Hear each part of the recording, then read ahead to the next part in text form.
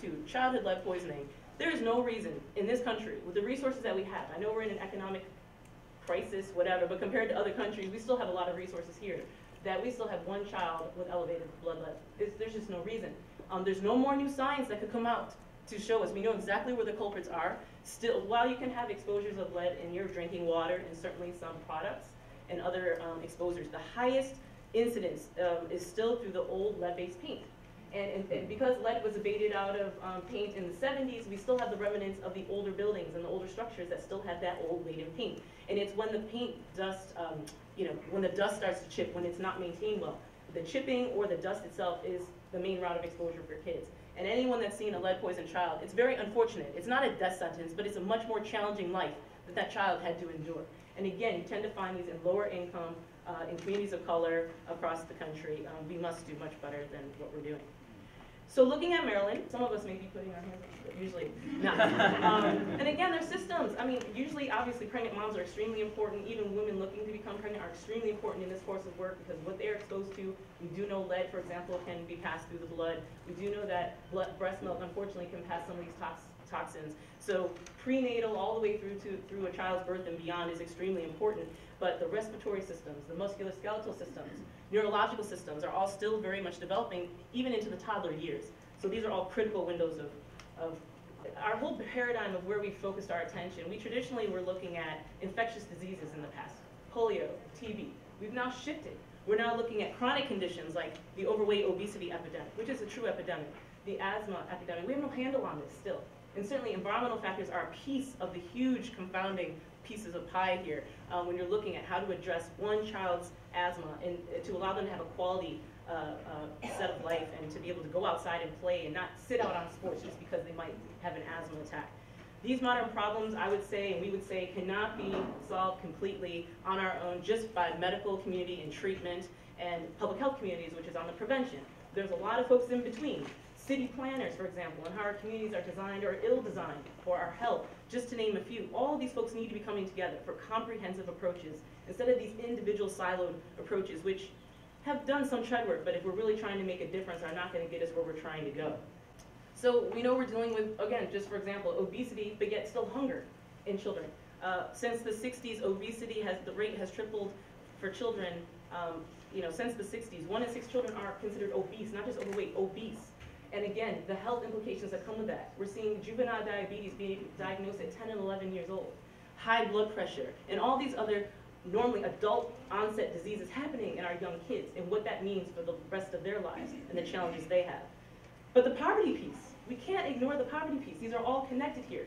And here's also where we start getting into the health disparities pieces as well. We tend to find those communities that have lower social economic means tend to have the higher rates of lead poisoning, the higher rates of asthma and the severity of it, where they're going to the ER to treat asthma episodes. In the last 5 years, we know that our poverty rates have increased to 21%. In the last 10 years, we've gone up a huge amount. Just in the last 10 years, our poverty rates are going the wrong way. In asthma, in this country, it's the 3rd leading cause of hospitalization among children under age 15. It's the #1 chronic illness among children. It's the #1 reason for school absenteeism. For those children that are not homeschooled, if they have a hard time even getting to school, imagine the fate there as far as their connection to education and falling behind and really kind of feeling out of the loop. This graph here comes from the Pesticide Action Network of North America, where I sit on their board of directors. You see the trends are all going the opposite way of what we would like to see in this day and age. They're all going the wrong way. Developmental disabilities are on a huge increase. Autism spectrum disorder, childhood cancers, diabetes, and again, the obesity and overweight epidemic. So just to get into some of this, the leading cause of disease-related childhood death in the United States is now cancer. Leukemia is the most common among children under the age of 20 years of age.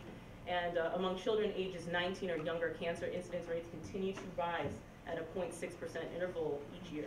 Looking at autism spectrum disorder, and I will add this default, there are those out there that say, well, is it really that we are diagnosing autism spectrum disorder more, or that, that there's more prevalence of it, or are we diagnosing it better? The National Institute for Environmental Health Sciences has put a lot of time and energy and great minds to this, and while certainly we are diagnosing better than we did years back, it is not the sole reason. There still is an increase in prevalence of this disorder. It's growing. It's the fastest growing developmental disability in the United States, and it receives less than 5% of the research funding compared to other childhood-related illnesses.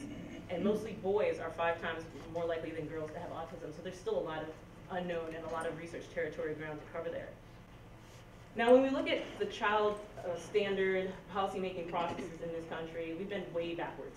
Our decision-making paradigm has been focused on what can an adult healthy male sustain, and then we'll set our standards at that place. Not even women, you know, at an adult healthy male. So our standards have usually been based on an adult healthy male. The regulations do not consider the vast vulnerabilities of children and the environments that they spend a good amount of time in. The testing requirements don't consider those perspectives, and they usually assume a one-to-one chemical exposure. If any of us were to take a hair, blood, urine sample right now, unfortunately, we have a toxic soup going on. Unfortunately, that's just the way it is in our bodies. There's multiple chemicals that we are now exposed to. Kids are no different. So to be looking at chemicals individually, again, it's totally backwards and it's a waste of research dollars, if you ask me. We need to be looking at the multiple effects that chemicals, when they combine. We need to increase the availability of data for assessing child environmental health priorities. So pesticide application, maybe annual reports, biomonitoring studies, again, where we're testing what is actually in our bodies and what they're doing, the implications of those, and being able to evaluate the various cancer clusters. Those are prime red light, targeted areas where if there's a cluster going on, there's something going on in that vicinity, in that neighborhood, in that community that has to be addressed.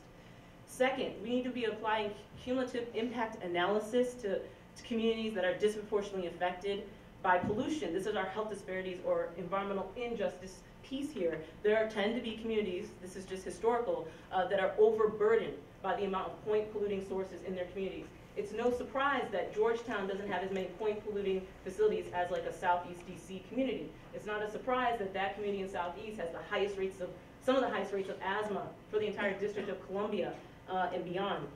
So when we talk about enforcement, revision of permits, and setting priorities for toxic waste cleanup, we need to be considering those communities that are overburdened first, but everyone in a comprehensive way. Third, we need to identify chemicals of great concern. Again, I'm a mom of 3, we're all consumers. We want to be able to go to the grocery store, any store of your choice, and not have to sit there for 20 minutes and decide which of these products are going to be the least toxic for my family. It should be clear. There's a lot of issues that have to happen with our labeling and just general rights to know. Many consumers will send you to a website. Who's going to go to a website and, you need to buy that product then. So we have a lot of empowerment and education we need to be doing with our consumers. And also taking a comprehensive view of toxics in Maryland rather than addressing the sources. So again, the multiple cumulative effects of toxins.